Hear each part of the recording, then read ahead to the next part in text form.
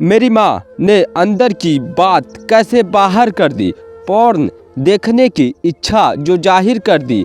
अगर आप इंडिया से हो तो इस चैनल को सब्सक्राइब करके नोटिफिकेशन ऑन कर देना। कुछ 6 महीने पहले मेरी माँ ने मुझे फ़ोन करके कहा मुझे ब्लू फिल्म देखनी है।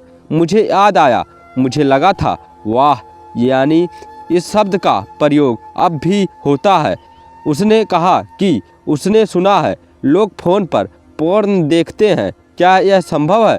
मैंने जवाब दिया कि या तो 3G कनेक्शन की ज़रूरत पड़ेगी या उसके बदले उसे एक लिंक भेजा जा सकता है जिससे वो ये कंप्यूटर पर देख सके।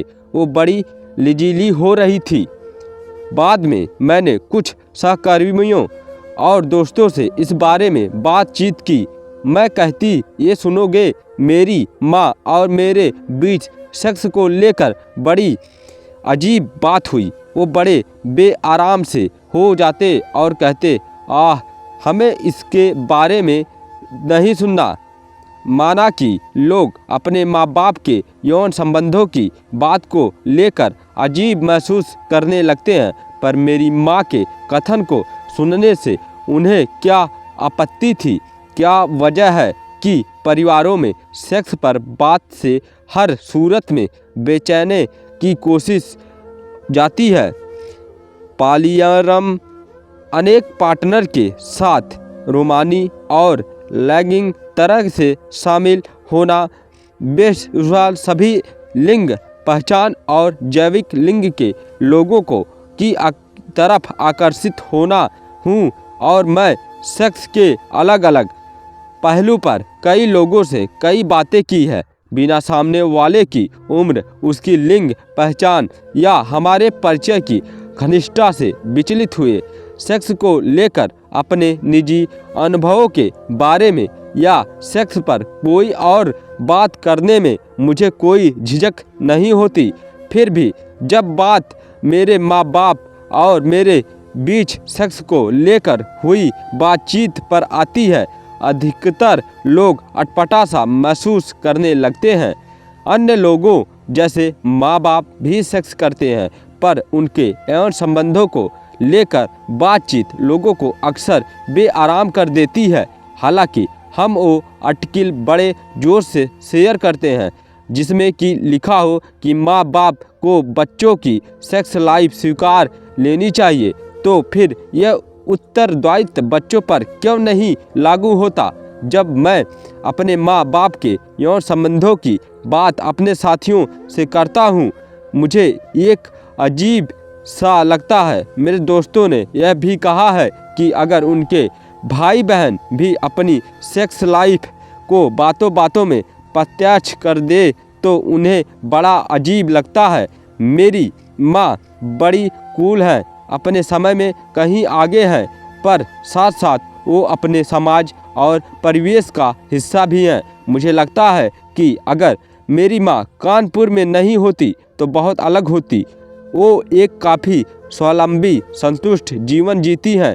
वो 50 के दशक की गृहिणी है और ऐसे कई काम करती हैं जो आमतौर पर आदमियों को सौंपे जाते हैं। बैंक के काम, कागजी काम, लेखन, ऑफिस की देखरेख। अगर मुझे कभी पासपोर्ट बनाने की ज़रूरत पड़े तो मैं अपने पिता से नहीं, माँ से कहूँगी। मेरी माँ काम करवा कर छोड़ती है। वो ये भी मानती है कि औरतों के पास अपना पैसा होना चाहिए। इसके पीछे मेरी माँ की ये अवधारणा है कि आदमी आपको अक्सर कई सारी चीज़ें करने की अनुमति नहीं देंगे, इसीलिए आपकी अपनी अलग बचत होनी चाहिए ताकि आप अगर कुछ करना चाहते हो, आपके पास अपना पैसा हो, आपको किसी को जवाब देने की ज़रूरत ही ना पड़े। तो वो व्यस्त रहती हैं और औरतों के पैसों को बैंक में डलवाने के लिए उनकी मदद करते हुए, या फिर अगर कोई दोस्त अपना कोई छोटा कारोबार शुरू करना चाहती है तो उसमें उसकी मदद करते हुए। मेरा नारीवाद मेरे माँ के स्वर से बहुत प्रभावित है, खासकर पितृतंत्र की अवधारणाओं पर उसकी प्रतिक्रियाओं से।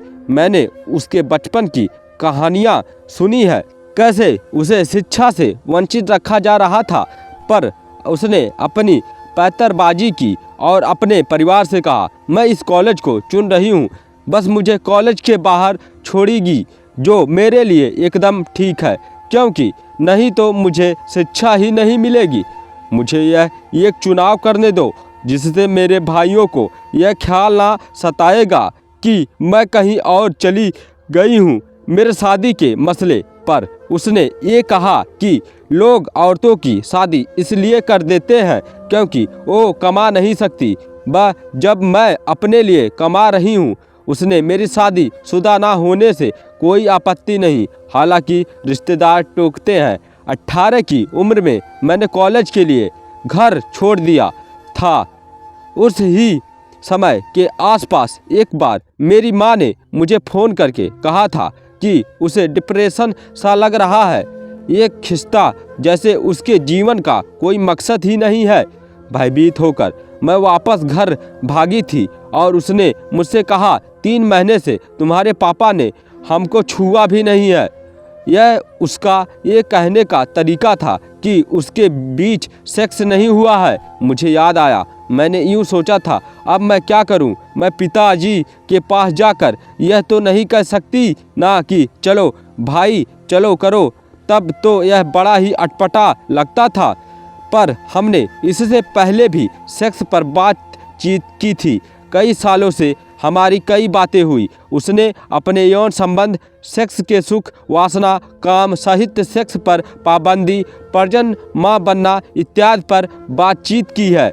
ऐसी बातचीत की मेरी पहली चेतना उस समय की है जब मैं स्कूल में थी। एक नवविवाहित जो हमारे रिश्ते में थी हमारे घर आई थी माँ से कुछ सलाह लेने के लिए। माँ ने मुझे कमरे में चले जाने को कहा था, पर बाद में उसने मुझसे उनकी बातचीत पर चर्चा की।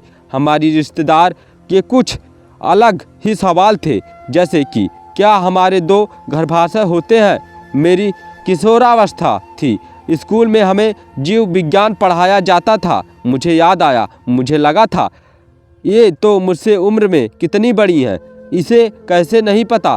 पहली बार मुझे इस बात का बोध हुआ कि औरतें अपने शरीर के बारे में कितना कम जानती हैं, पर मेरी माँ ने उसे चर्चा में वो बातें की जो हमारे जीव विज्ञान की क्लास में कभी ना की जाती। उसने मुझसे विवाह के दायरे में बलात्कार के बारे में बताया और मुझसे यह कहा कि विवाहित स्त्री को सेक्स के लिए राजी दे देनी चाहिए, क्योंकि नहीं तो वैवाहिक बलात्कार और हिंसा कर डर होता है। उसने ऐसा बहुत सुना है। हाँ, आज मैं उसकी बात पर मुड़कर गौर करती हूँ तो मुझे उसकी बात बिल्कुल पुरुष प्रधान प्रीत साहित्य में तक लगती है।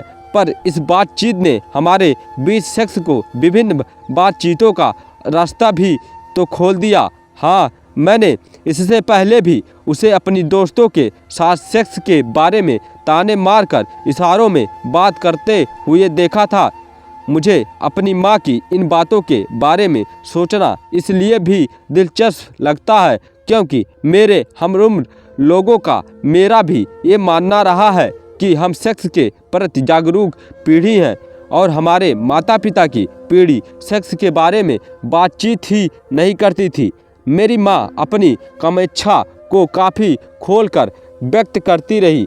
सेक्स पर हमारी बातचीत ज़्यादातर हिंदी में होती है और कई बार बिना उस शब्द का इस्तेमाल किए। उदाहरण स्वरूप विवाह के संबंध में सेक्स को लेकर हमारी जो बातचीत हुई थी उसमें उसने कहा था, शादी में बहुत बुरा हो सकता है तो इसलिए हाँ कर देनी चाहिए। मेरे परिवार से किसी की शादी होने पर उसने उससे पूछा था, क्या तुम सैटिस्फाइड हो, यानी सुहागरात पर सेक्स हुआ था कि नहीं। कभी कभी वो मुझसे पूछती हैं कि मैं कब तक पढ़ती रहूँगी, मुझे ज़िंदगी के कुछ मज़े भी लेने चाहिए। जब मैं कहती हूँ कि मैं मज़े लेती हूँ तो वो कहती हैं, कुछ चीज़ें तुम शादी के बाद ही कर सकती हो। हाँ, पर वो मुझसे अपने सेक्स लाइफ की चर्चा बड़े आराम से करती हैं। मेरे ख्याल से ये इसलिए कि वो मुझे 12 बारी की दर्जा देती हैं कॉलेज के लिए मेरा घर से बाहर जाना हमारे रिश्ते के विकास में काम आया। अब वो मुझ में बस अपनी बच्ची नहीं देखती बल्कि एक स्वावलंबी वयस्क, साथ साथ मैंने भी उसमें एक औरत का रूप देखना शुरू किया, ना सिर्फ एक माँ का। मना कि वो अपनी चाहतों पर बीती आने में कुछ शर्माती हैं और आम चालों पर हम दोनों का टिप्पणी देना उसे ज़्यादा आसान लगता है, पर उसमें काफ़ी आत्मविश्वास है। वो बहुत कुछ जानने की इच्छुक है और हम जब भी बातें करते हैं वो सवाल पूछती रहती हैं। साथ साथ उसकी बड़ी आध्यात्मिक धार्मिक प्रवृत्ति भी है। हर 6 महीने वो पूजने को कोई नया देवता ढूंढ लेती हैं। उसे पढ़ाना पसंद है। वो वही धार्मिक ग्रंथ 1000 बार पढ़ डालेंगी। हाल में उसके शादी के 35 साल पूरे हुए। वो गोवा जाने के ख्याल से बड़ी उतावली थी। उसने मुझसे पूछा, चलेगा क्या? मेरे पास बिकनी नहीं है।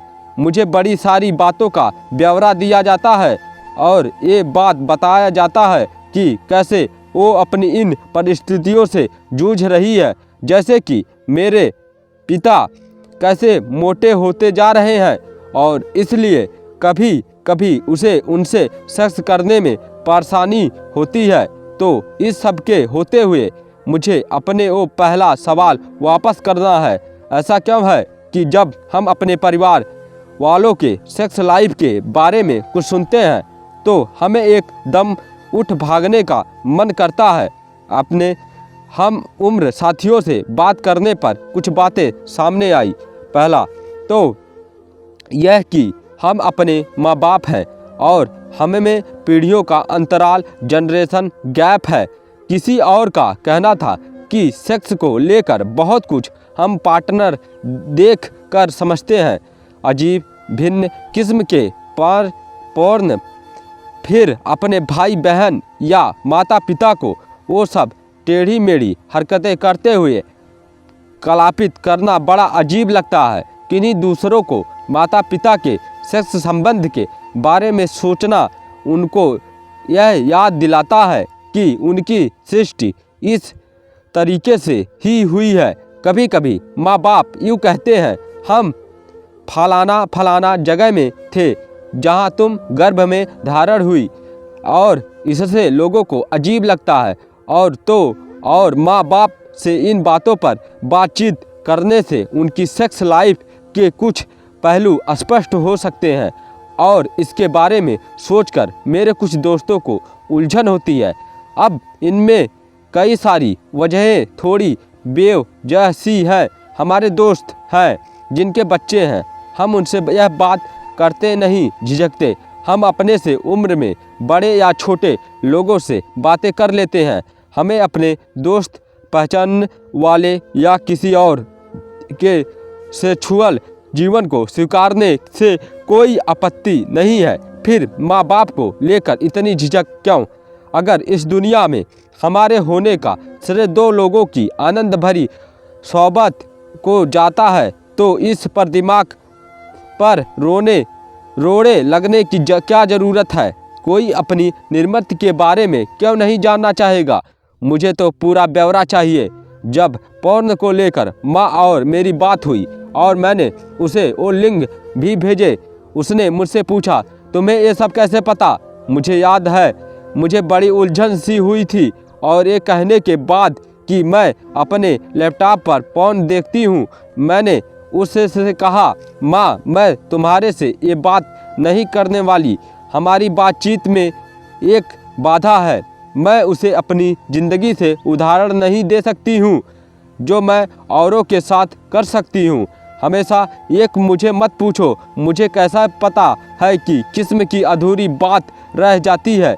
एक बार मैं उस गौरव परेड की तस्वीरें देख रही थी, सोच ही रही थी कि अपनी लैंगिकता की बात साफ साफ उसके साथ करूँगी कि वो बोली, तू ये सब हिजड़े होते हैं क्या? बात कुछ बेदौल सी चल रही थी। अक्सर उसने ये बातें राजनीतिक रूप में से बिल्कुल गलत बढ़ेगी सी हो जाती है। मैंने नहीं कहकर कि वीर होना कैसा होता है ये समझाने की कोशिश की।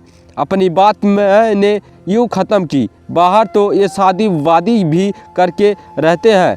असुविधाजनक बेआराम महसूस करने पर हम दोनों की एक अनकही हामी है। मैं अक्सर खुद भाप जाती हूँ जब उसे हमारी बातों से उलझन होने लगती है। वो यूँ नहीं कहती कि ऐसा मत कहो या तुमने दुनिया कहाँ देखी है। वो सिर हिलाएगी और चुप हो जाएगी। सवालों जे जवाब टटोलना बंद कर देगी। मुझे जैसे चुप होने का सिग्नल मिल जाता, चलो कभी और ये बात करेंगे, मैं यूँ कहने लगती हूँ। और अब हमारी बातें भी किसी नई सीख को रेखांकित नहीं रही है। मैं यूँ नहीं सोचती कि हमारी बातों के जाहिर या वो कुछ सीख रही है, या मैं बस ये पहचानती हूँ कि हाँ हमारे बीच ये बातें होती हैं। मैं चाहती तो हूँ कि अपने माता पिता के सामने अपने इन पहलुओं को पेश कर सकूँ कि मैं नारीवादी हूँ, क्वीर हूँ, एक कर्मठ कार्यकर्ता हूँ, पर मुझे लगता है वो ये बात नहीं समझ पाएंगे। मैंने अपनी माँ से इतना ज़रूरी कहा कि अगर मैंने शादी की भी तो वैसे नहीं करूँगी जैसे परिवार के और लोगों ने की है, कि वो चुने हुए कुछ लोगों के साथ कोर्ट में होगी, क्योंकि मैं शादी की रीत में विश्वास नहीं करती। उनके लिए अभी रोमांस और सेक्स को लेकर उनके अपने विचारों की वजह से मैं जैसे सेक्स के दायरे के बाहर हूँ। हमसे पहले आई पीढ़ियों के सेक्स के प्रति सकारात्मक विचारों को समझने की ज़रूरत है। साथ में ये भी कि हमारे विचार भी कोई बहुत पहुँचे हुए नहीं है। हम अपने आप को भले ही सेक्स की और बहुत सुलझा हुआ और सकारात्मक समझे, पर माँ बाप पर बात आते ही हम अपने कंडीशनिंग अनुकूल के शिकार हो जाते हैं। हाँ, अगर हमारी माँ ही हमें से प्रोन देखने पर सलाह ले, फिर तो हर तरह से एक नई शुरुआत संभव है। अगर आपको यह स्टोरी पसंद आई तो चैनल को सब्सक्राइब करके नोटिफिकेशन ऑन कर देना। अगर आप चाहते हैं कि आपकी माँ सलामत रहे और आप अपनी माँ से बहुत प्यार करते हैं तो इस चैनल को सब्सक्राइब करके नोटिफिकेशन ऑन करके इस वीडियो को ज़्यादा से ज़्यादा शेयर कर देना, पूरे इंडिया में फैला देना। जय हिंद, जय भारत।